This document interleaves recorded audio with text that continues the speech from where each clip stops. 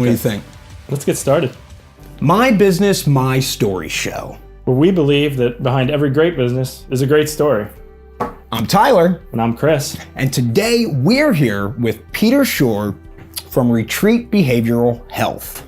So, Peter. Yes. How about you start a little bit at the beginning and give us, a little background to how Retreat Behavioral Health became to be. Okay. I opened Retreat Lancaster County. It'll be 8 years this August. We started August 15, 2011. We started with a drug and alcohol facility with 120 beds. That ran for about 4 years, and then there was such a need in the community that we had to increase our bed space to, now today we're 175 beds. We opened multiple facilities in other states, and we became Retreat Premier Addiction Treatment Centers. Seeing a big need in our niche was a lot of mental health problems that our patients were coming in with. So we actually received a mental health inpatient and outpatient license. Along with that, we rebranded ourselves to be called now Retreat Behavioral Health. So what was your catalyst to kind of getting into the mental health, for lack of a better word, industry or the health industry? In the substance abuse field. Yeah. What led you there? Yeah, I've been involved with substance abuse for almost 40 years now. Wow. On the outpatient side and about 12 years on the inpatient side. Okay, and for the viewers, could you just, briefly describe what is inpatient and what is outpatient treatment? So an inpatient facility would be a residential treatment center where patients come in. They usually start with detox, and they'll usually go for 3 to 7 days, and then they'll go to intensive rehab, which can last for another 22 to 23 days. So it's a 30-day program. Okay. Once that's completed, they'll step down to an outpatient, which will start with a partial hospitalization, which is a PHP program, which is 5 or 6 hours a day, 5 days a week. They'll do that for about a month, and then step down to an IOP, intensive outpatient, which is 3 hours a day, 3 days a week. And that can last for another 6 weeks, and then step down to a GOP, general outpatient, which they come once a week, and that could last for months. Okay, so it sounds like Retreat Behavioral Health really, you cover the whole spectrum as far as the intake, when somebody is at their worst, and then see them through all the way to where they are reintroduced to society, have a good network and good skills that they learned here and through your programs and through your counselors and that kind of thing. The continuity of care is very important, and that's on the substance side. The mental health side is a little different. Mental health is something that we found that probably 70% of our patients had some kind of mental health disorder. That if it goes untreated, nothing changes in the addiction side. Everything stays the same because it's just a revolving door. If something goes wrong, the first thing to do is go back to substance and numb the pain they're feeling. We've always dealt with that on a holistic level. We like to treat our patients holistically and treat everything. Now we're able to get a little more time for them on the mental health side. The outpatient side, there's a lot more services that can be available for patients for mental health, with individual sessions, psychiatric sessions, family counseling. There's a lot more things you can do, and it really helps the patient really, like you say, get not only acclimated to real life, but to deal with these issues that they've been dealing with for some of them for their whole life. Yeah, that's awesome to hear. That it's not just like a temporary band-aid on a problem. It's tackling everything, and hopefully setting somebody on the right path. Again, I mean, that's our job. People come through our doors. We take it really serious. They come to us. They're beaten and battered. I mean, they've gone through a lot, and the last thing we want to do is unravel, what we do. So, to have that continuity of care from going from the first step of getting admitted and going through detox and rehab and outpatient, you want to make sure they have all these services possible. Yeah, that could really help them, because it's a terrible disease, addiction. Right. A terrible disease, and mental health also is an awful thing that people suffer, and more people suffer from mental health than you can even imagine. And I think that's a very excellent statement, just that you can throw a stone and literally every single person knows somebody that is suffering from some sort of mental health problem or substance abuse. It's very rampant, I feel. Yeah, maybe it's, I'm 30, a little over 34. I feel like mental health is finally starting to get the attention that it's deserved all along. I feel like 20 years ago it wasn't as noticed, or it wasn't as recognized as how detrimental it can be to somebody. But you always had that stigma, and people, right. People get stigmatized about, they have mental health issues, even addiction. Yeah. People look at addiction as a character flaw, not as a disease. Yeah. And it's a disease, just like you can't tell someone not to have diabetes, you can't tell someone not to have cancer, and you can't tell someone not to have a disease of addiction. It's something that's part of them, and they need to be treated. Mm-hmm. And I believe the American Medical Association, it is classified as a disease. And I really do like the destigmatization. We'll edit it somewhere in there. Peter, the word Peter said, I like seeing that. I feel like Chris said, it shows a lot of growth because, before people wouldn't even talk about it, unless it was a very, very close family member and something was, and you were kind of at wit's end. And now, for me, it's nice to see that people talk about it even on social media. It's recognized even in schools and stuff now. Yes. Like I have little kids and they have, support groups and stuff for children with anxiety and everything. It's important. It's very important, yeah. You see, and this is the first time in recorded time that the life expectancy of American male has gone down since recorded time. I did not see that. Because of addiction and overdoses. And they haven't had the 2018 statistics yet, but 2017, 72,000 people died of overdoses. That doesn't take into account people who get in front of their wheel of their car and drive and have an accident and kill or themselves, or the organicity from their disease and liver disease and things like that. You could quadruple that. Yeah. So that's strictly overdosing.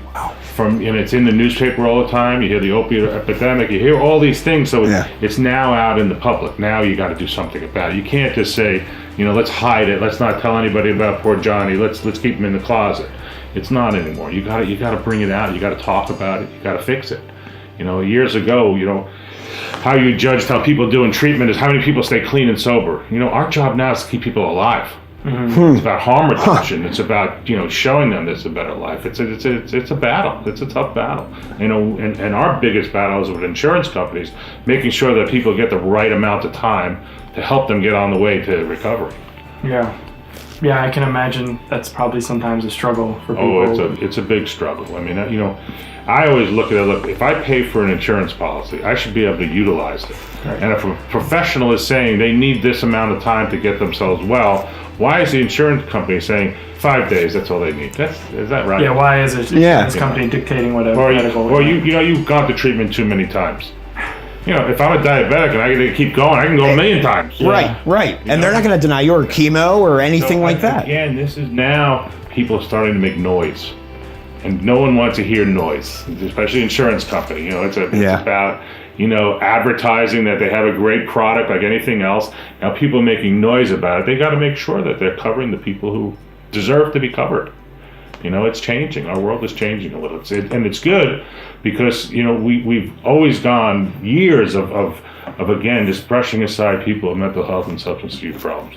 A few years ago under the Obama administration, they had actually it was a little before that, the Parity Act, which was supposed to stop insurance companies from discriminating against mental health and substance abuse. Okay.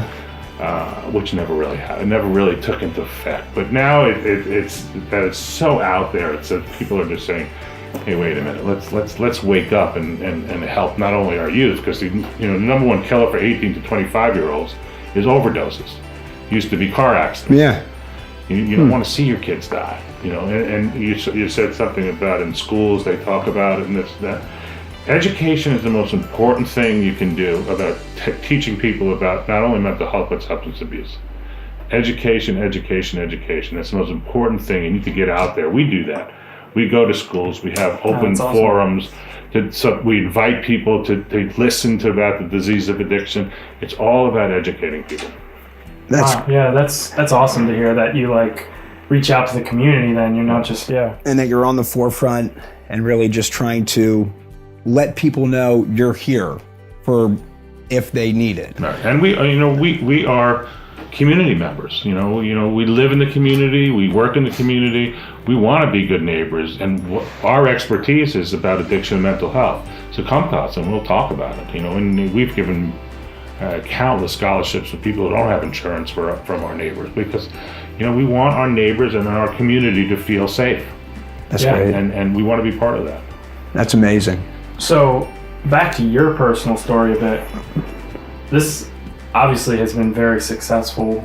The business seems to have grown immensely from where it started. Right. Did you ever even imagine it coming to this level, or did I imagine? Well, I mean, yes, I did. Because I've been in this field for a long time, and I've learned from mistakes. I've learned not only what I feel is needed, but I have a great team. And that's important. You're only as good as your team is. And we have some amazing people that work at Retreat that not only care about the patients, they make sure that what they're doing is going to change someone's lives. And that's important. So, I thought we'd be successful because I think we do the right thing. And I think it's important that if you continue to do the right thing, things happen. Yeah. And that's that's a lesson I try to teach my son, that you do the right thing, good things will happen. And I've never taken shortcuts. Shortcuts always end up in a dead end for me. So I always want to put my head down at night and sleep, knowing that I did the right thing. And that's a beautiful thing. I love that you're not afraid to admit that, hey, this doesn't surprise me that it has grown to the size that it has. And that just kind of speaks to, like you said, your vision and your drive to, hey, I have something that can help people, and I'm going to move my feet and see to it that it's available. And you went from, so how many facilities are you at? Two now, and you're opening? Well, we have 2 inpatient with 2 outpatient. Okay. We're growing. We're opening another one in Connecticut. It's funny, I've seen the industry change a lot in the last several years where, unfortunately, people go to treatment and then they'll say, I could do that. They start counting how much money you make. And it's a business too. I mean, it's not just about making money. It's Absolutely. about, you have to run a business, you have to pay insurance, you have to do all these different things. And, they open these facilities with no knowledge. We're all educated. We all been in this business a long time. Just because you went to treatment doesn't mean you can open a facility. And that's unfortunately what happens. And these places, they don't last long. But they'll get people to go there, and it's detrimental. This is a deadly disease. If you do the wrong thing, people die. It's not something that it'll just go on their merry way. It'll go somewhere else. It's a dangerous thing. We take it serious that when we're saving lives, that people come through our doors. Yeah. And I want our industry to have some standards about that too. That that's something that we've lacked in for forever, is not having standards for our industry. We became what's called an Institute of Quality with Aetna Insurance. Okay. Which separates us from all the other facilities. Years ago, Psychology Today used to have a segment in one of their magazines that was Best in Treatment. It had 50 treatment centers, the best in the country. We were one of them. And and I had the editor-in-chief of Psychology Today in my office, and we were talking about it. And I said, "What's the criteria? How do you choose who's best in treatment?" And he kind of laughed, and I said, because I've looked in the magazine, I know some of those places are not best in anything. And, it was advertising dollars. Whoever advertised, you were best in treatment. So I was telling that story to Aetna Insurance. They came for a tour. And they said, it's funny you say that, because what we're trying to do is come up with some kind of criteria, how we rate our providers. Because, just to have someone, usually they don't even come out to see you. You send them stuff. It could be whatever.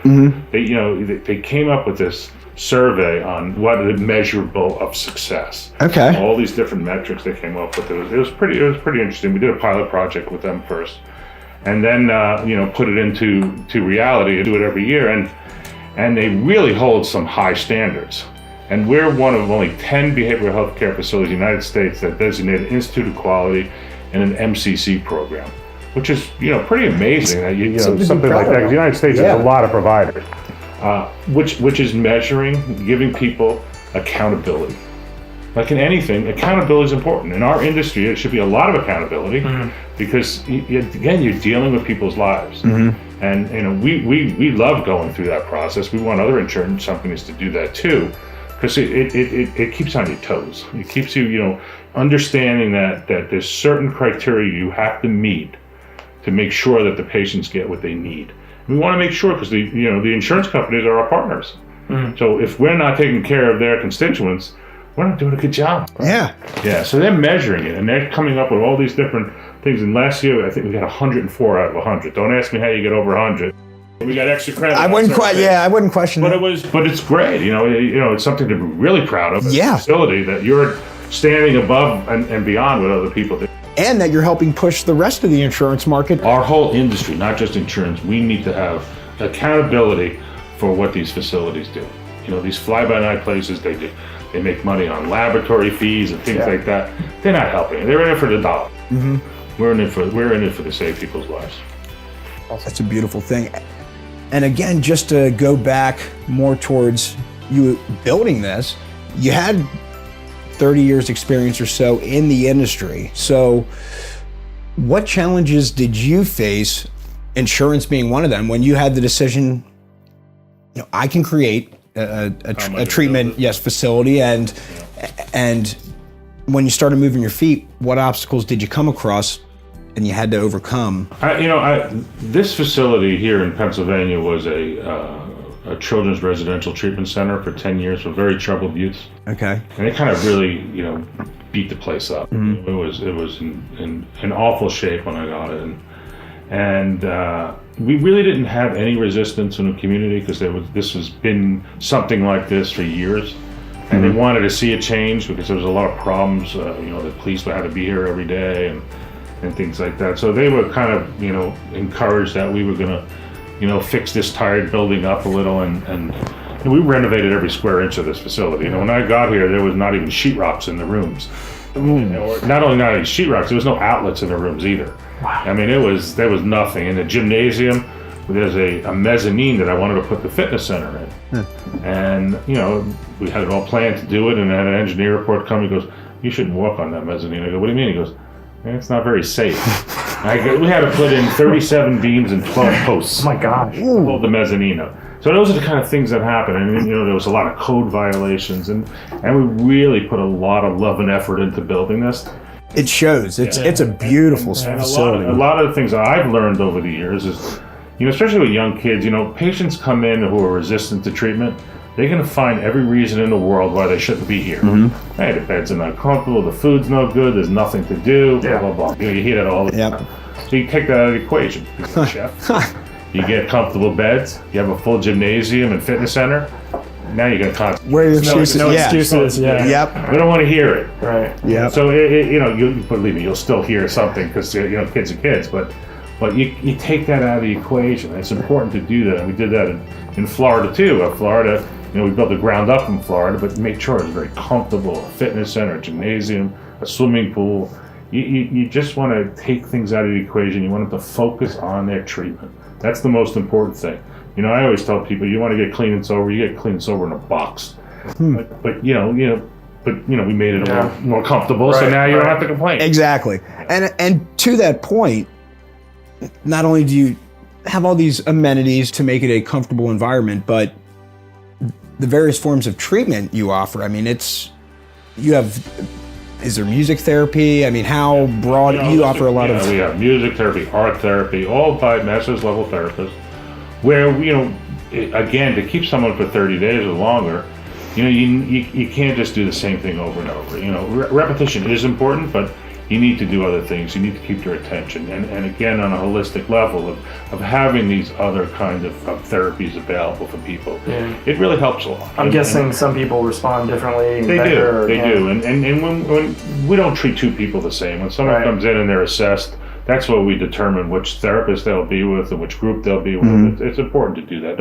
Don't just put someone with someone because that's how many people are needed in that group. Right. It's not an assembly. It's not enough. Yeah, it's not. It's not a cookie cutter thing. You need to really specialize and individualize what's going on with each patient, because everyone's an individual. Everyone has different needs. And that's why, what we came to go further into the mental health aspect of it was seeing so many people were suffering from some mental health illness and trauma or severe depression, even up to schizophrenia, who are compliant with their medication. We can take them there.